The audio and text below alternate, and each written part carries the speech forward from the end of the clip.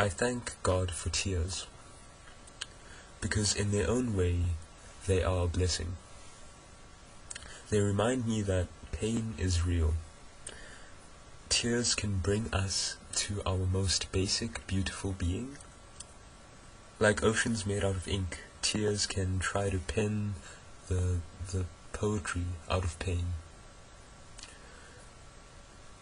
It was raining outside, and as sincerely as I could, I wondered if God cries. I wondered if God feels pain, because a thunderstorm sounds like a desperate cry for help. A cry that causes oceans to shudder and mountains to crumble. Roaring thunder like gunshots in a crowded theater. I watched you hold onto your wife's sleeve by your teeth because your arms were being held back. I watched you throw your arms over your family with such determination and desperation, clinging onto them for dear life, over a railway track, clinging onto them for all that you held dear, as dear life cried in your wife's arms. I watched your wife try to comfort this innocent child, tried to provide some sense of comfort to this child through her own tears.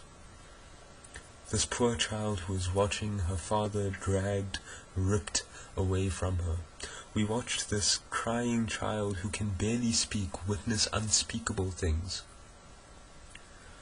Brother Abdullah, I watched you describe in unfathomable sorrow the realization that your family was gone. I took my wife and my kids in my arms, and I realized they were all dead. You said, my kids were the most beautiful children in the world. They woke me up every morning to play with me. They are all gone now. All I want to do is sit next to the grave of my wife and children.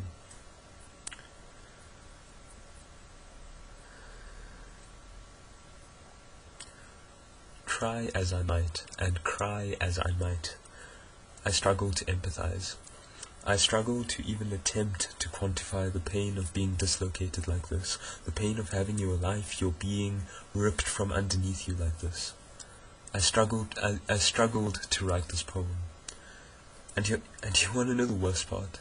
It's the questions. It's all the questions. All the questions and anger and the sense of helplessness. What can I do? What can I do but cry and write sad poetry?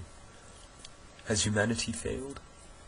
Can we stand before God like this? Can I even bear to tell God that, I cried my best, and I tried my best, but babies drowned, and thousands of people drowned. Thousands of people died.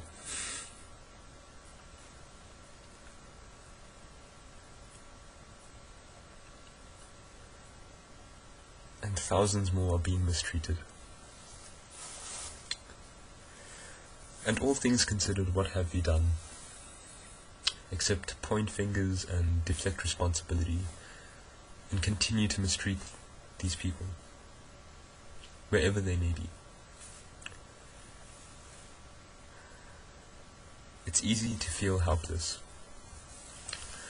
It's difficult not to feel moved by the souls of these individuals. Allah tells us that no burden is placed upon any soul except that which it cannot bear. No burden is placed on any soul but that which it can bear. And they have borne so much. How tremendous are their souls.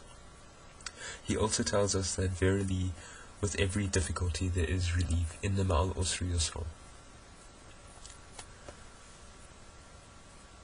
With that in mind, I pray that God gives us the strength to assist all those who have suffered, as a consequence of injustices like this, in whatever way, shape or form that we can.